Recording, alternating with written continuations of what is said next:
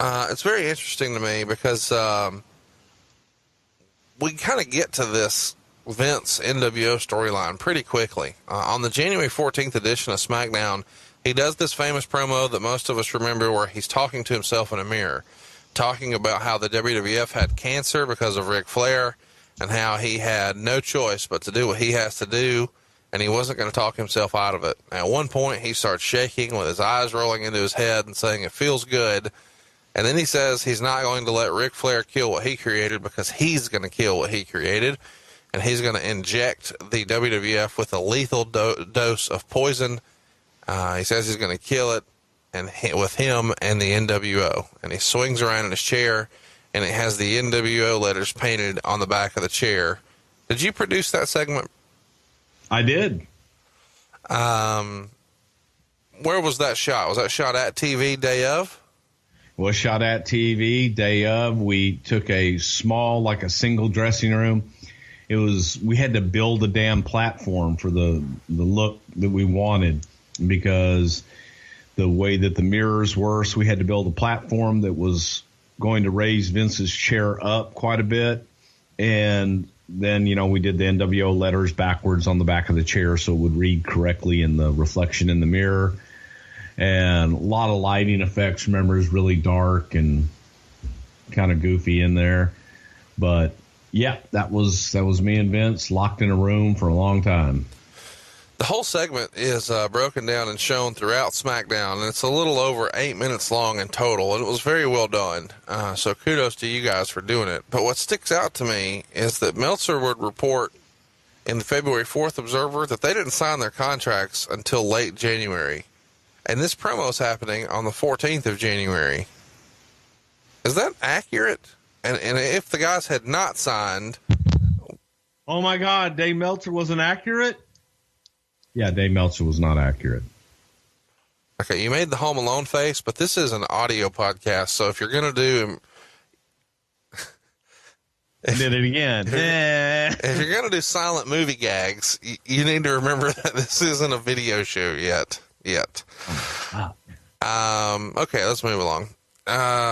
Meltzer was incorrect. They were signed. They were ready. We wouldn't have done it if we didn't have them. So there's a story going around, and this could just be internet legend at this point, but supposedly the Dudley Boys are there, and Scott Hall's trying to be chummy with them and says something along the lines of, "Hey man, I love your finish. What do you call that?"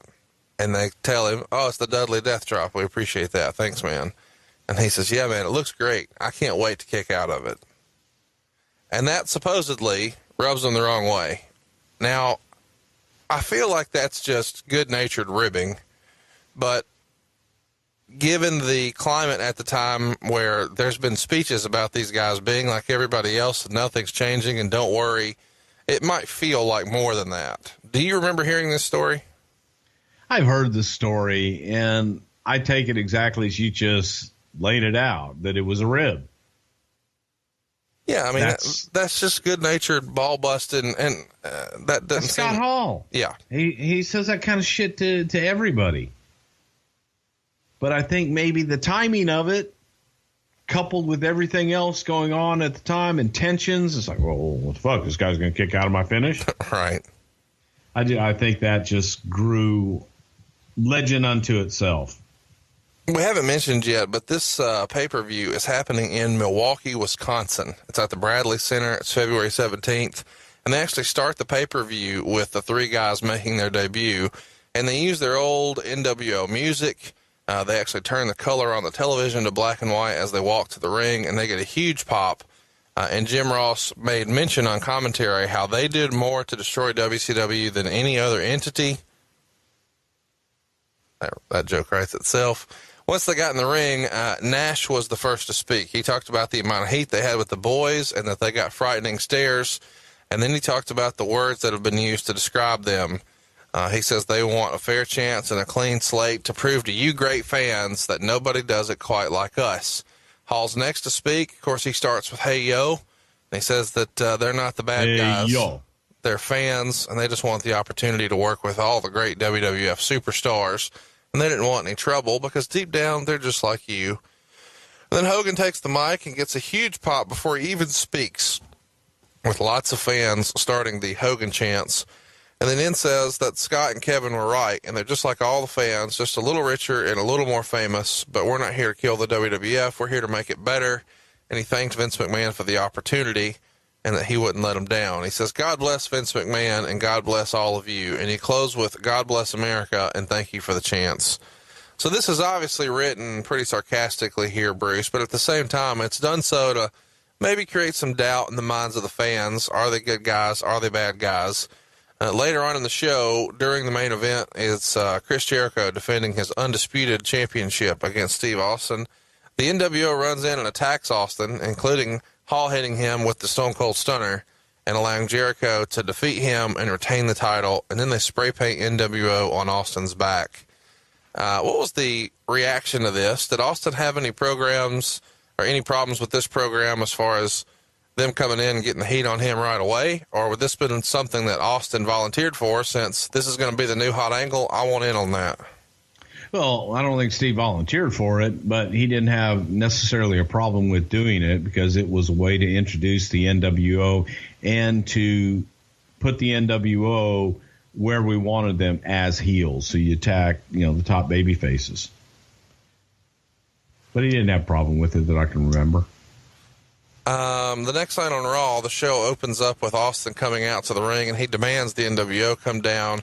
They end up coming out, but they stay at the top of the ramp, and after a few minutes of going back and forth, they just go back to the dressing room. Austin ends up getting arrested, and after the commercial break, he's in the back of the cop car with the NWO standing there looking at him, and Hall is mocking him. So did you guys know right away, okay, here's our plan. We're going to program Hall with Austin, because it feels like even in their first night with him doing the stunner and then mocking him the next night, that was the plan right away. It's going to be Hall and Austin. It was, and because we wanted to have somewhere to go.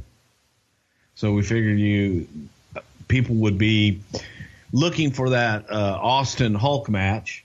Don't give it to them right away. Let's build to that, and let's get people behind it. Let's get them demanding it, really wanting it. So the idea was to go Hall and Austin, and Rock and Hogan. Felt those are the two best matchups for the first time matchups. That seems really crazy to me that you guys wouldn't try to book Hogan Austin. I mean, it never happened, but it seems like it would have been awesome. And, obviously I'm not disappointed with what we got, so calm the fuck down. I'm just saying. Rock and Hulk was just as attractive. You got to do one of them first. If we had done Austin and Hulk, they said, goddamn, why didn't you guys do Rock and Hulk? It was right there. You got to do one of them. So in your head, Austin is not a notch above Rock. They're 1A and 1B. At that time they were pretty damn equal. Okay. Later in the show, the NWO shown outside the building getting ready to leave, but Hogan says they have to attend to some personal business. So to come back and get him in about half an hour. And then later, Hogan comes out to a huge pop, and there's giant chants of Hogan.